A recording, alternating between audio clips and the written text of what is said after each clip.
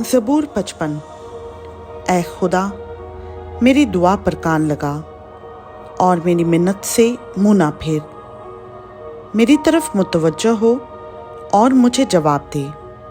मैं गम से बेकरार होकर कराहता हूँ, दुश्मन के आवाज़ा से और शरीर के जुल्म के बाइस, क्योंकि वो मुझ पर बदी लादते और कहर में मुझे सताते हैं।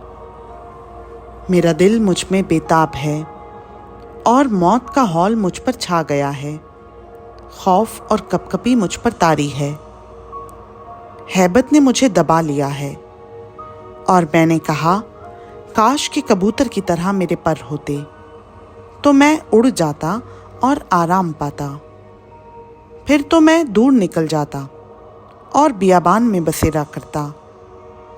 मैं आंधी के झोंके और तूफान से किसी पनाह की जगह में भाग जाता। ऐ खुदावन, उनको हलाक कर और उनकी ज़ुबान में तफरका डाल, क्योंकि मैंने शहर में जुल्म और झगड़ा देखा है। दिन रात वो उसकी फसील पर गश्त लगाते हैं। बदी और फसाद उसके अंदर हैं। शरारत उसके बीच में बसी हुई है। सितम और फरेब उसके कूचों से दूर नहीं होते। जिसने मुझे मलामत की वो दुश्मन ना था, वरना मैं उसको बर्दाश्त कर लेता।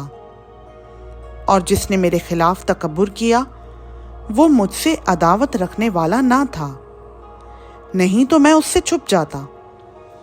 बल्कि वो तो तू ही था, जो मेरा हमसर, मेरा रफीक और दिली दोस्त था। हमारी बाहिमी गुफ्तगू शीरीं थी और हजूम के साथ खुदा के घर में फिरते थे।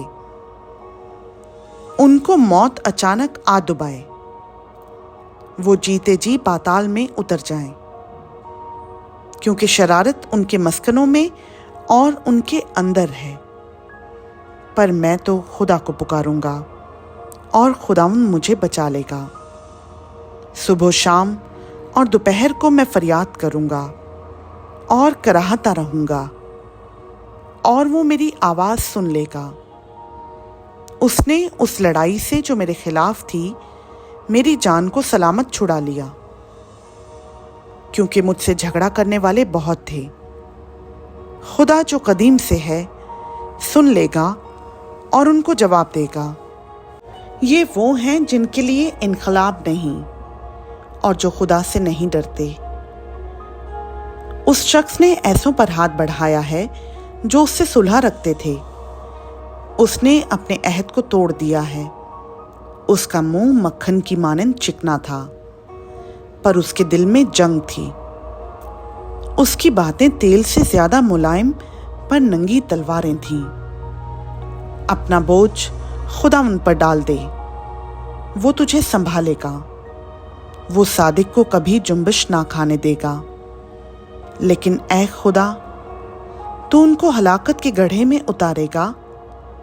खूनी और दगाबाज अपनी आधी उम्र तक भी जीते ना रहेंगे, पर मैं तुझ पर तवक्कल करूंगा।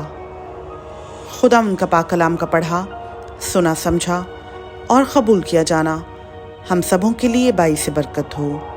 आमीन।